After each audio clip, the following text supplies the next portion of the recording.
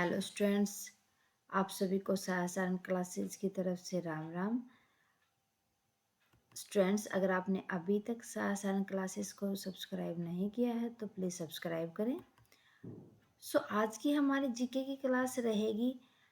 जो previous class के अंदर हमने जियोग्राफिकल स्ट्रक्चर ऑफ हरियाणा को डिस्कस किया था, उससे रिलेटेड कुछ क्वेश्चंस हम डिस्कस करेंगे।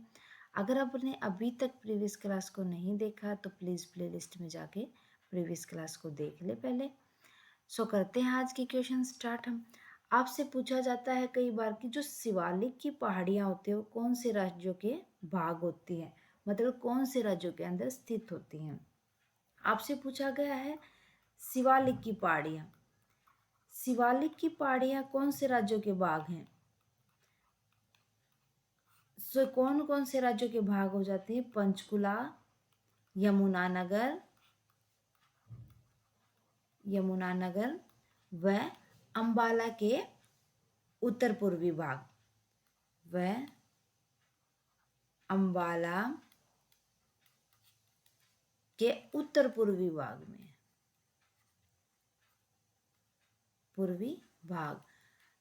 पंचकुला, यमुनानगर व अंबाला के उत्तर पूर्वी भाग के अंदर शिवालिक की पहाड़ियां मिलती हैं। सेकंड, आपसे पूछा जाए कि जो शिवालिक की पहाड़ी है उसकी ऊंचाई कितनी है।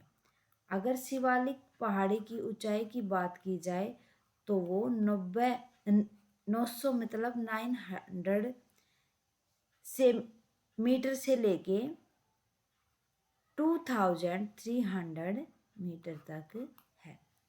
900 मीटर से लेके 2300 मीटर तक शिवालिक पहाड़ियों की ऊंचाई है।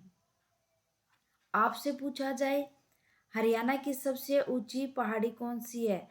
हरियाणा की सबसे ऊंची पहाड़ी हो जाती है मोरनी। ओके, नेक्स्ट थर्ड, अगर आपसे पूछा जाए कि मोरनी पहाड़ी की सर्वोच्च चोटी का क्या नाम है, सबसे ऊंची चोटी का क्या नाम है। मोरनी पहाड़ी की सबसे ऊंची चोटी का नाम है करो। ओके, नेक्स्ट क्वेश्चन पूछती हूँ मैं आपसे, करो की समतल समुद्र तल से ऊंचाई कितनी है। हमने प्रीवियस क्लास के अंदर डिस्कस किया था। समुद्र तल से करो की ऊंचाई 1414 मीटर। ओके, 1514। ये समंदर तल से ऊंचाई है। जब इनको मेजर करते हैं तो वो ऊंचाई मानी जाती है समुद्र के तल से लेके, उससे ऊपर फिर वाटर का लेवल देखा जाता है, फिर अर्थ सरफेस एरिया को हम कंसीडर करके चलते हैं।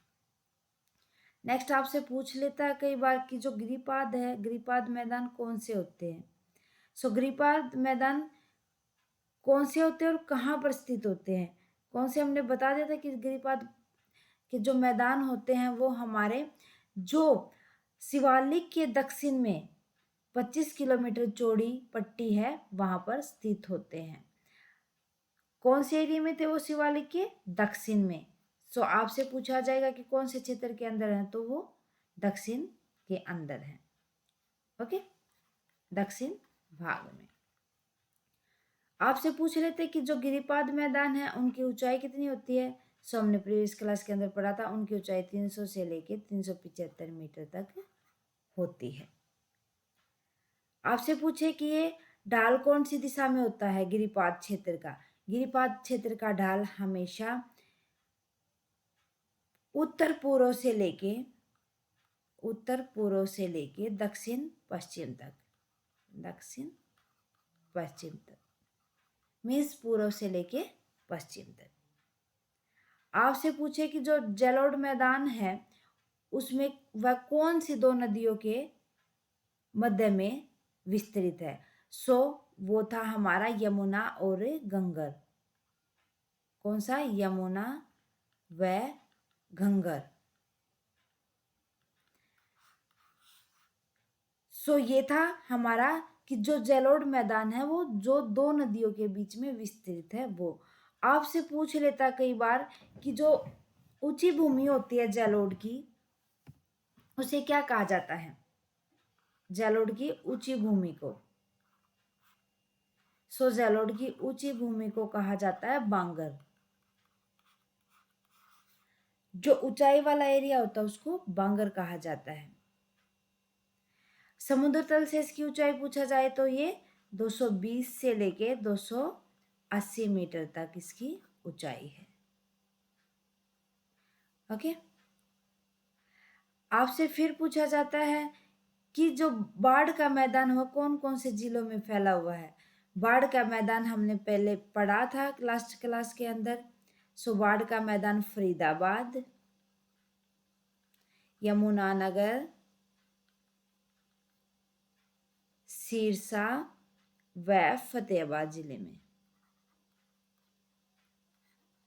फतेहाबाद जिले में। फिर आपसे पूछा जाता है कि जो बाढ़ का मैदान है, बाढ़ के मैदान का दूसरा नाम बताओ, उसको क्या कहा जाता है। बाढ़ के मैदान को दूसरा नाम या बाढ़ का मैदान किसे कहा जाता है। सो यह आ जाता है बेट व नाली को। बेट व नाली को। आपसे पूछ लेता है कि जो बाढ़ का मैदान है वह कौन कौन सी नदियों के बीच में है। सो बाढ़ का मैदान है सॉरी, अगर बाढ़ के मैदान की बात की जाए तो बाढ़ का मैदान है मारकंडा व घंगर नदी के बीच में, नदियों के बीच में। ओके, अब था रेगिस्तान का भाग। जो रेगिस्तान का भाग था वो कौन सी सीमा के साथ फैला हुआ था। सो वो फैला हुआ था हरियाणा व राजस्थान की सीमा के साथ। कौन सा? हरियाणा व राजस्थान। हरियाणा व राजस्थान। आपको पता है कि नाम से ही पता चलता है रेगिस्तान भाग से।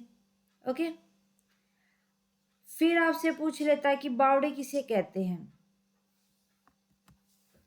अगर आपसे पूछे कि बावड़े किसे कहते हैं, अगर बावड़े की बात की जाए जो जितने भी टीलों के मध्य में, जो टीलों के मध्य में जो नीचे वाला हिस्सा होता है जहाँ पर बारिश होती है, झीलें बन जाती हैं, जहाँ पर उसको बावड़े कहा जाता है। सो कौन सा एरिया? जहाँ पर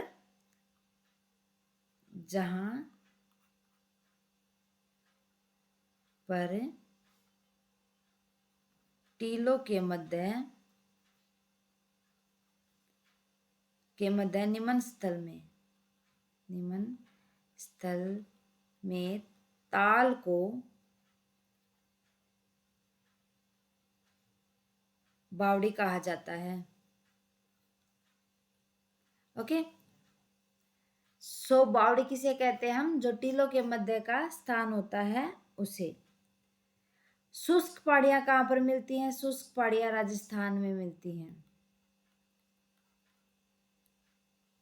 ओके, और ये कहाँ पर स्थित होती है? हरियाणा में। ये हरियाणा में दक्षिण में स्थित होती हैं। ओके, अरावली के बारे में पूछा जाए कि अरावली शुष्क पहाड़ियां कौन से सीमा से लगी हैं, तो कौन सी सीमा से लगी हैं? वो राजस्थान। ओके, सो स्टूडेंट्स, ये थे कुछ क्वेश्चंस हमारे जियोग्राफिकल स्ट्रक्चर से रिलेटेड। उम्मीद है कि आपको समझ आए होंगे स्टूडेंट्स। इसी उम्मीद के साथ मिलते हैं नेक्स्ट क्लास में नेक्स्ट टॉपिक के साथ।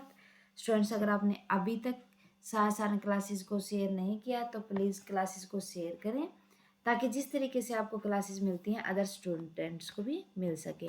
आप हमें कमेंट करके बता सकते हैं कि आपको हमारी क्लासेस कैसी लगी, और लाइक ज़रूर करें अगर क्लासेस अच्छी लगे तो, और ज़्यादा से ज़्यादा बच्चों के साथ भी शेयर करें।